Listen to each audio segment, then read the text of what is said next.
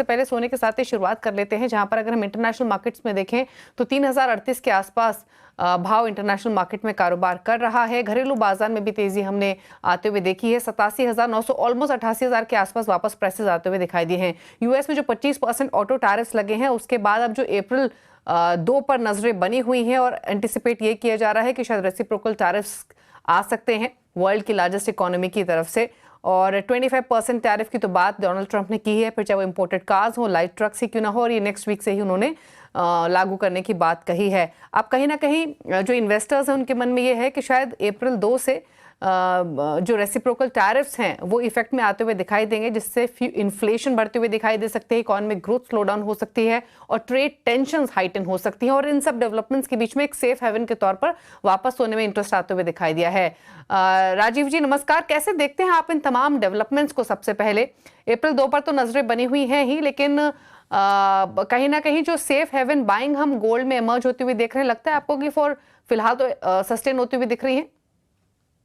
Good morning. ये सब कुछ जैसे गोल्ड बढ़ रही है, अभी काफी स्टेबल हो चुकी है। 88,000 की जो रेंज हमारे पास है, ये रिटेल मार्केट के लिए अब इनफैक्ट डिसाइसिव प्राइस हो गई है। तो we are seeing customers coming back at 88,000 range में, because they have seen this as a stable number for quite some time now. तो इसमें डिटरिंग ऑफ परचेस नहीं होगा। Also wedding season is on and now we are looking at Eid in the weekend. तो ये period होती है retail sales के लिए, and there is no postponement at this point of time now. सो वो हिसाब से we feel closures of sale will happen over the weekend itself for Eid and the other auspicious needs. Okay Ajay, आप कैसे देखते हैं इन तमाम डेवलपमेंट्स को जो अमेरिका की तरफ से टैरिफ को लेकर हो रही हैं? क्या एंटिसिपेट किया जाए यहां से फर्दर गोल्ड प्राइसेस को लेकर? नमस्कार। देखिए, बिल्कुल दीपाली जी, अगर हम देखें तो पिछला हफ्ता ऐसा निकला है कि एक न्यूज तेजी की आ रही है तो एक मंदी की आ रही है। फॉर एग्जांपल, कल हमने देखा एक ऐसा अपडेट आया था कि गोल्ड रिजर्व बेचा जा सकता है बिटकॉइन को रिजर्व करने के लिए। वहीं दूसरी ओर हम देख रहे हैं कि यमन पे हमले की पूरी तैयारी कर रहे हैं, वो कहीं ना कहीं सपोर्ट कर रहा है। और सबसे ज्यादा चौंकाने वाला ये चीज रहा है कि पिछले हफ्ते जो फेड की बैठक थी, जहाँ पे कुछ मेंबर्स का मानना है कि ये साल 0.5 की जगह 0.25 का रेट कट भी हो सकता है, जिसके चलते हमने करेक्शन भी देखा, बट 3,000 का लेवल नहीं ब्रीच कर पा रहा है। इन्फ्लेशन के नंबर शुक्रवार को आने, 2 तारीख का वेट कर रहे हैं। तो आई थिंक काफी इवेंटफुल हो सकता है अगले 7-8 दिन। तो अनलेस एंड अनटिल 3,000 का लेवल इस कदर होल्ड कर रखा है चार्ट्स के ऊपर, जब तक ये ब्रीच नहीं करता है, I think something is going to happen big. और यहाँ पे अगर ये 3,060 का लेवल, पिछली बार 3,057 का हाई मारा था स्पॉट में, अगर 3,060 के ऊपर जाता है तो आई थिंक अगर टैरिफ कंसर्न है, लड़ाई का कंसर्न है, ऐसा कुछ होता है तो 3120 का एक बार स्पाइक कर सकता है। हाँ, टेक्निकली यहाँ पे कोई सपोर्ट नहीं मिल रहा है मार्केट, इसलिए एक दायरा बना हुआ है 3,000 से 3,060 का।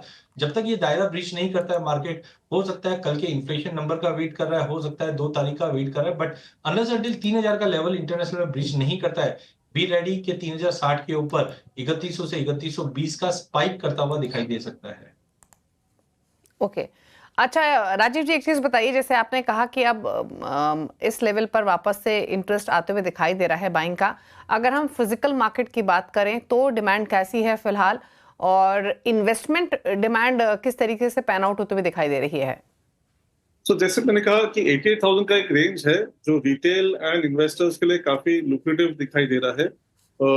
हमने जो देखा है कि रुपी हैड स्ट्रेंथेंड, इस वजह से in spite of the international dollar gold pricing going higher above 3,000 upwards, तो भी इंडियन रुपी प्राइसिंग में ज्यादा बढ़ोतरी नहीं आई है, because the rupee had strengthened. Now we again looking at rupee below 86 rupees, which is a good sign to understand that the gold pricing is quite stable. अगर ये रुपी स्लिप होती है down to 86 and upwards, then the effective price on the retail front also will go higher.